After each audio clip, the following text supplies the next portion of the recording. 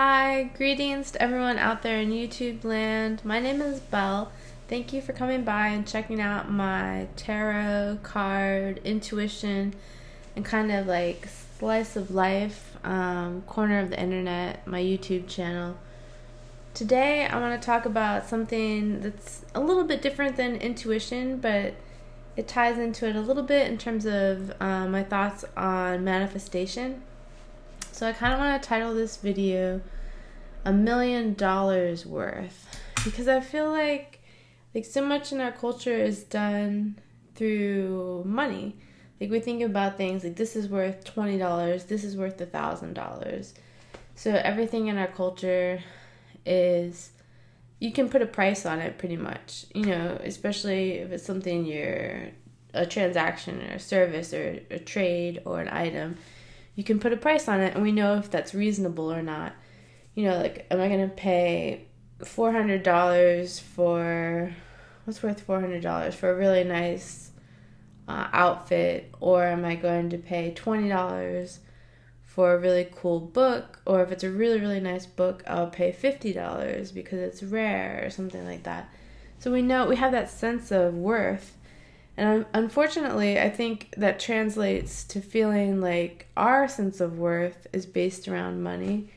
So it's kind of weird because with manifestation, I know that you're supposed to, like everyone says, you're supposed to feel now how you would feel in the future with all of your desires manifested. So that's why I'm calling this $1 million worth, because I want to feel like I have $1 million, or like hundreds of thousands of dollars, $1 million, and how would I feel the same or differently if I had like if I had like $800,000 in the bank, or a little over $1 million in the bank, and then I also had the ability to keep making that much money? How would I feel differently?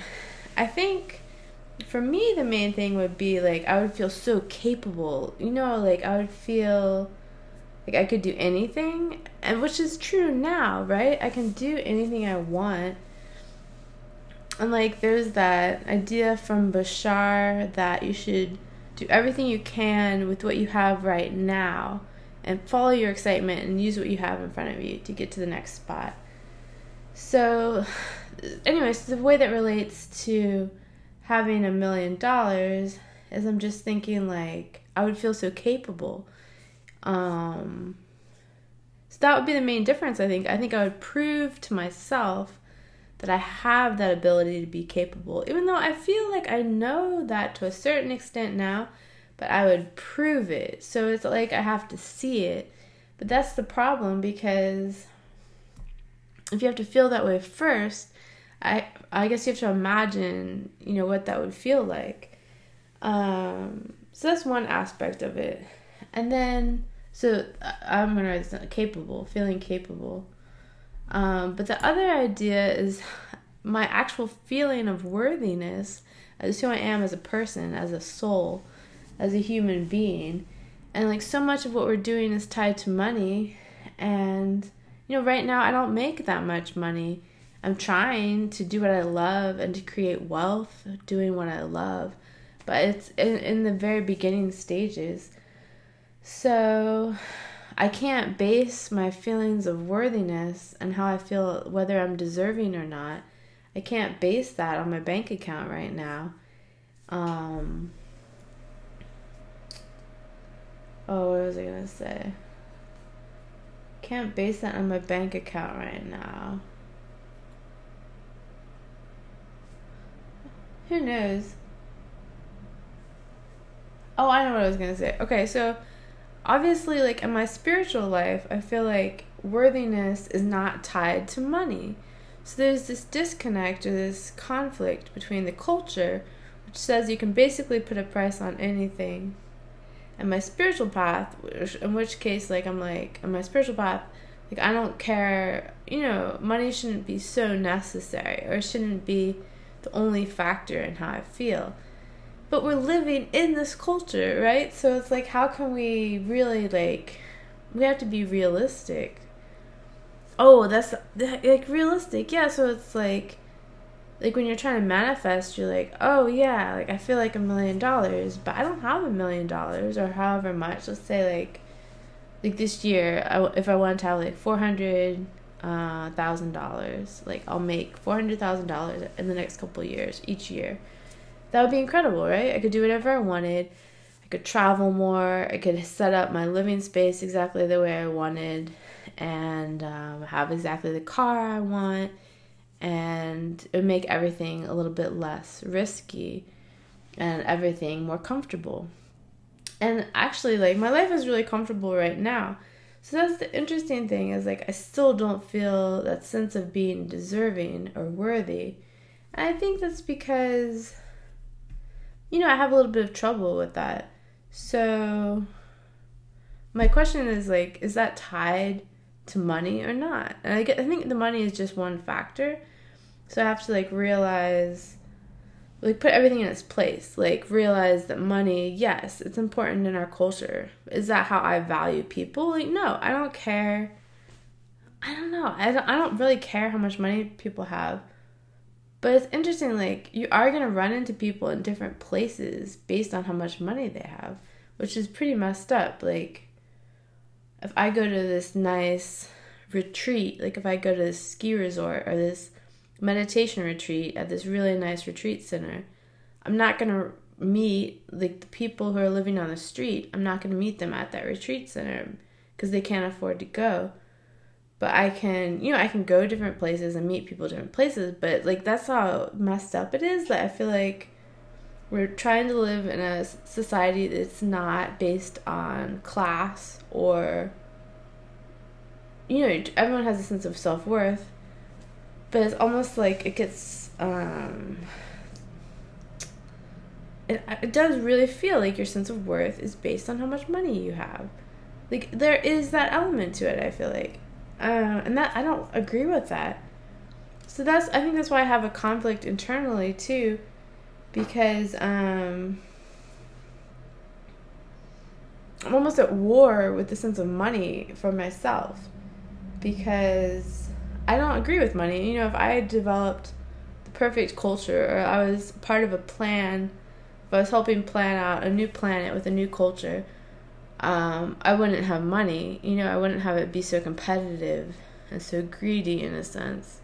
I would rather, you know, people have an opportunity to have everything they need for their lifestyle, and then they can do what they want beyond that. And so that's my ideal. So I think it's like I'm having a clash between my ideal and what is realistic.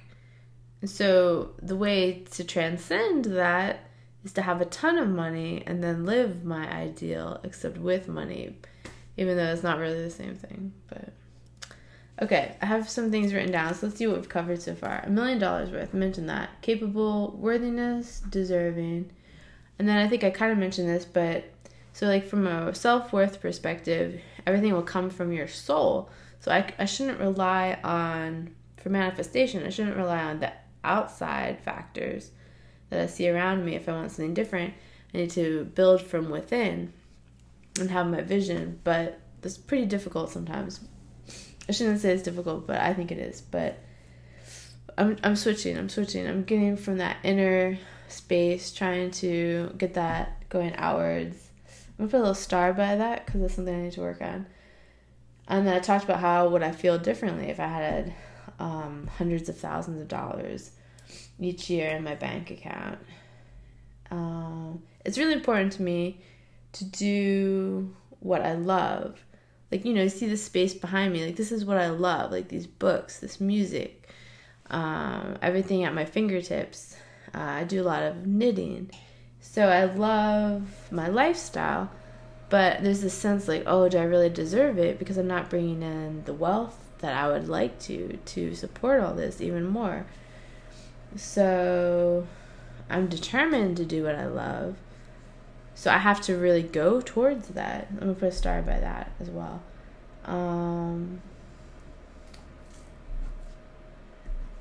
And the other idea I have recently that I was especially thinking about yesterday afternoon and evening is this idea that like we inherit different things from our culture or from the society that we grew up in, but actually, especially as an adult, my life is my dream to create and to organize and to have the way I want it, right? So it takes, I think it takes a couple of years at least, because life kind of moves slowly sometimes, especially when you're moving big ideas or big things in your life. But I don't know, so I really want to take the reins, you know, like the Chariot card and the tarot.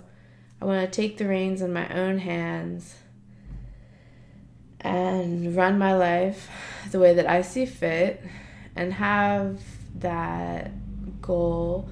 But okay, so the other question that comes up is like, do I trust people? You know, do I trust the world around me to support me? So that's an issue. I'm gonna write that down. Trust. To a certain extent, you have to trust that things are going to go well, that we're living in primarily a benevolent universe, or at least world, here on planet Earth. And, you know, that's debatable, right? But we have to at least have an optimistic view, I think. So I think my optimism could use a boost. So I'm going to write that down. Optimism. Very important, okay?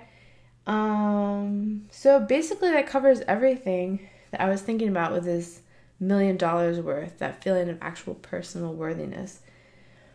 So what it comes down to, I think, is having a sense of daring to be my creative self and to get rid of any sense of weird guilt I feel over being so fortunate and having this conflict with whether I even agree with the idea of money or not.